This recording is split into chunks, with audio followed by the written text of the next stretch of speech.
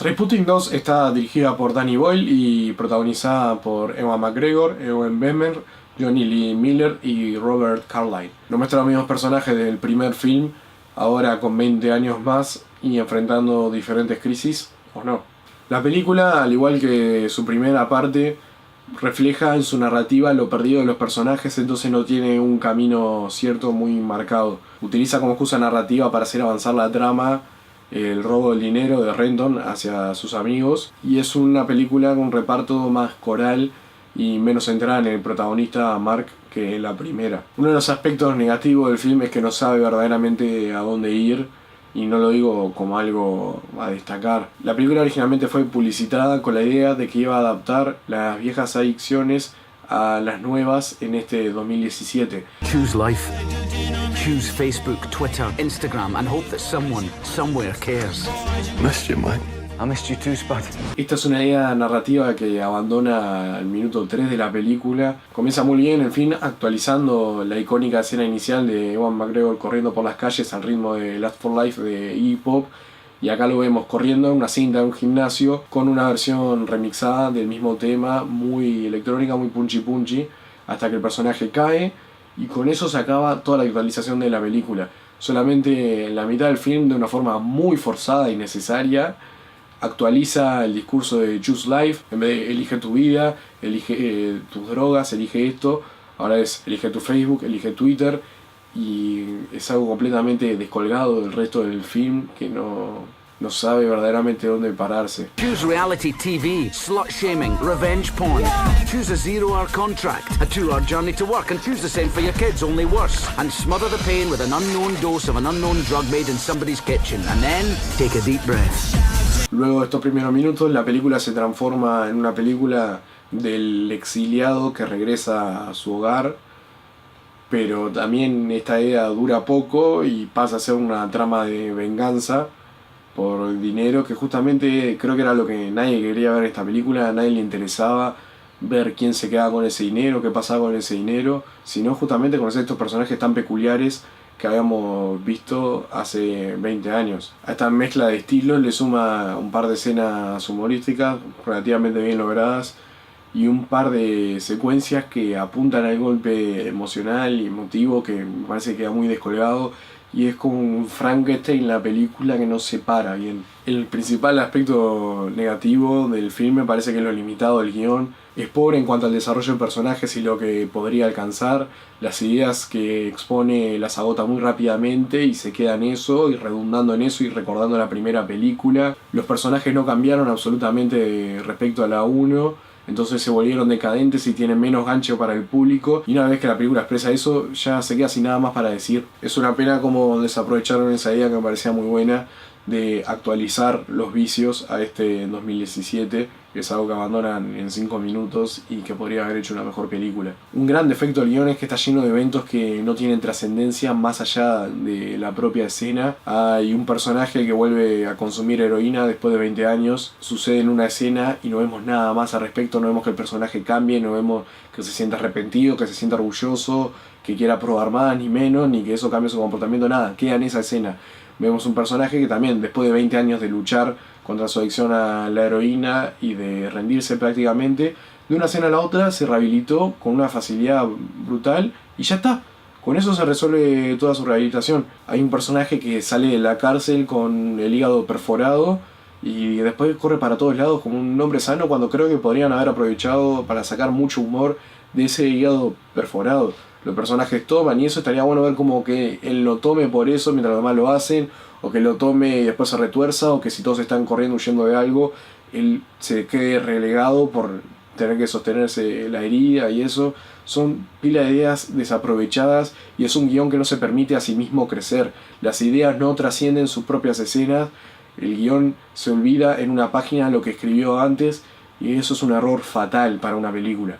Es como que la película se impone a sí misma una lista de elementos o ideas con las que cumplir y ya está. Con que la tenga en una página la alcanza, no precisa verla en el resto del guión, y eso es tremendo defecto. También hay cosas que pasan que son muy difíciles de creer. La línea narrativa de uno de los personajes está resuelta de una forma demasiado forzada y conveniente hacia el guión. Es muy difícil de creerse lo que le sucede, y eso tiene mucha importancia en la película, entonces aumenta lo que afecta ese error. Es una secuela sumamente nostálgica de una forma que yo no había visto antes. Por ejemplo, en su momento se le criticó muchísimo a ¿Qué pasó ayer 2?, que usaba exactamente la misma fórmula de la 1, y acá no solamente que copia muchísimas escenas de la 1 y copia la estructura y muchos puntos de la historia, sino que en unas cuantas escenas no solo los personajes recuerdan eventos de la 1 como para decir al espectador, mirá, ¿te acordás de esta película? Qué buena que estaba. Como que buscando que parte de esa buena recepción de la primera película se contagie a esta. Más allá de eso también vemos flashbacks de la película continuamente, vemos animaciones que no dejan que esta película despegue, está todo el tiempo abrazada a los pies de la otra, y es un film que no se sostiene por sí mismo. Es una pena ya que Danny Boyle tiene mucho cine encima, y en esta película por ejemplo toma muchísimo el Scorsese de Mean Streets, y podría tomar de la misma época también del Padrino 2, que es otra excelente secuela, muy nostálgica, no solo con la película anterior, sino con una época en general, y que no está todo el tiempo diciendo, cómo extraño a ese personaje, cómo me acuerdo cuando hicimos esto y eso, sino que toda esa nostalgia la expresa a través de mostrarte continuamente el sillón vacío de Vito Corleone. Eso simboliza todo lo que la película quiere transmitir y a lo que quiere referenciar, y es una pena que Danny Boyle no haya tomado nada de eso, por ejemplo.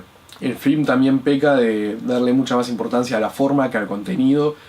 Hay una escena en la que Mark Sigboy y la novia de Sigboy están en el auto conversando sobre George Best, el futbolista, y Danny Boyle corta un plano general exterior del auto donde vemos imágenes de partidos de fútbol proyectados sobre la chapa del auto, que eso solamente con la idea de se ve lindo, pero no aporta nada a la historia, no aporta nada a los personajes, no se justifica de ninguna forma, y es un error de novato verdaderamente. Como aspecto positivo creo que la dirección de fotografía mejoró muchísimo respecto a su antecesora. Trainspotting 1 era una película sin mucho contraste en la imagen, una imagen muy lavada, los colores muy lavados, y te daba el aspecto de ser filmada de una forma barata y no te atraía tanto la imagen, dejando la historia de lado. En este caso la imagen es muchísimo más atractiva, tiene mucho más contraste, tiene un uso del color que aporta a los estados de ánimo de los personajes. Quizás no es tan extrema en ese sentido como era la 1, pero creo que es un punto en el que veo una mejoría. La banda de sonido peca lo que hace el resto de la película, busca reminiscencias al primer film.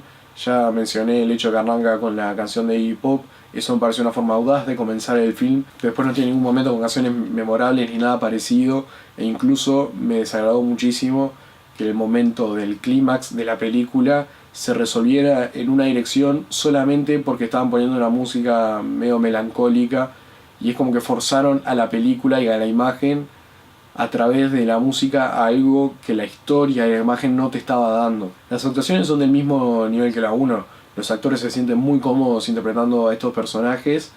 Para mí no tienen demasiado ganche con el público, principalmente es Ewan McGregor el que es muy poco carismático, y en esta película, por si fuera poco, el guión no le ayuda para nada, entonces te genera cierta distancia del material que estás viendo. Trainspotting 1 me parece una buena película, pero que está muy sobrevalorada.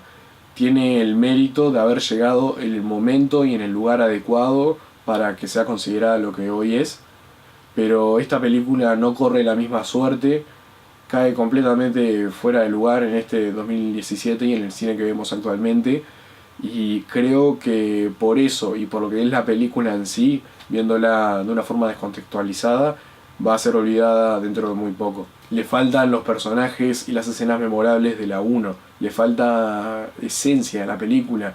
No hay nadie que haya visto la 1 y que se haya olvidado después de la escena del bebé en el techo o de la escena de Renton en el baño. No hay ninguna escena así en Trainspotting 2, y por eso que creo que va a pasar tan fácil al olvido. Mi calificación final es de 2 landos. Bueno, muchas gracias por acompañarme este nuevo Cinerando. Estoy preparando una sorpresa más hacia fin de mes que creo que le va a gustar mucho. Y bueno, nos vemos ahí. Si te gustó esta película, comentalo. Si no te gustó, comentalo también. Si amaste tanto la 1 que me odias por haberle dado para atrás a esta película, comentalo también. Pasáselo a tu vieja, anda a mirar la película, no la veas, mirás un sofá aquí, lo que quieras. Muchas gracias.